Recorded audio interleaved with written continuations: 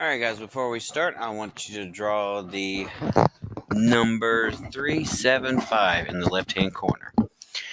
Alright, we have a lot to do today because we have our test tomorrow because field day is Friday, so we're going to have to zoom through this. But remember, we are comparing and contrasting things. And on the right-hand side, I want you to draw the Venn diagram, which is in the back of the room. So if you know what it looks like, it's in the back of the room. But I need you to draw it right here. Okay. The Great Inca Road. Roads are difficult to build and expensive to take care of. However, a great civilization needs great roads. Roads connect people to the goods they need to live. They allow the government to send help where it's needed. Even the most ancient civilizations understood the need for good roads. High in the Andes Mountains, the Incan Empire thrived for hundreds of years.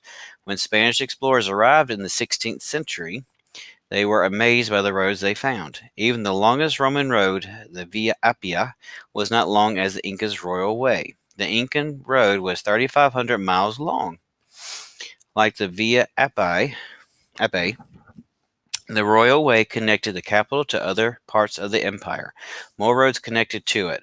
All in all, the Inca road stretched for about 23,000 miles. Unlike the Romans, the Incans did not have wheels or carts. Instead, they rode llamas. These sturdy animals carried people and goods all over the empire. Messengers known as chasquis ran along the Incan road. They carried messages from the king to all of his people. The Incan road passed through the high mountains. To safely cross the deep mountain ravines, the Incans built amazing hanging bridges. These bridges were not made out of steel like modern bridges. Instead, they were woven of plant fibers. They're made out of plants.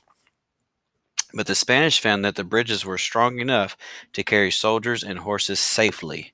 So a bridge made out of plants was strong enough to carry horses over bridges.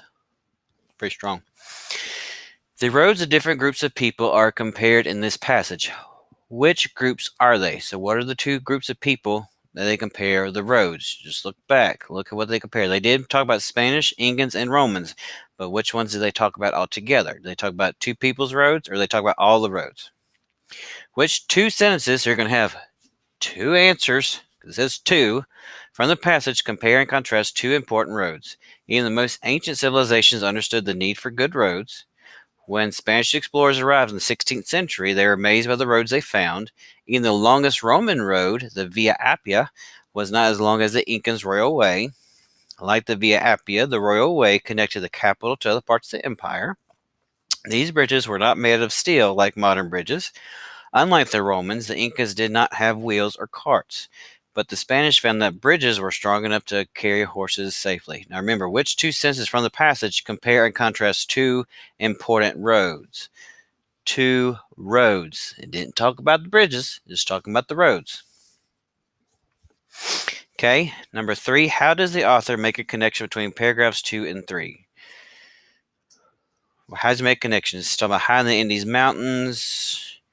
Just look here. Just think how he made a connection. What is similar about it? Okay.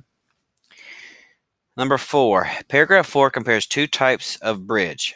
How does the comparison help you understand why the Incan bridges were so amazing? Use a space provided on page 317 to write your answer. So here you're going to have one sentence talking about the Incan bridge. Compares two types of bridges. So you talk about the two bridges. Think what they're made out of. So that's two bridges / two sentences. Okay. And then it says, how does the comparison help you understand why the Incan bridge was so amazing? Why was it amazing? I mentioned in the video, what did the Incan bridge do? So one sentence on what the bridge did. Just think what could walk across plants.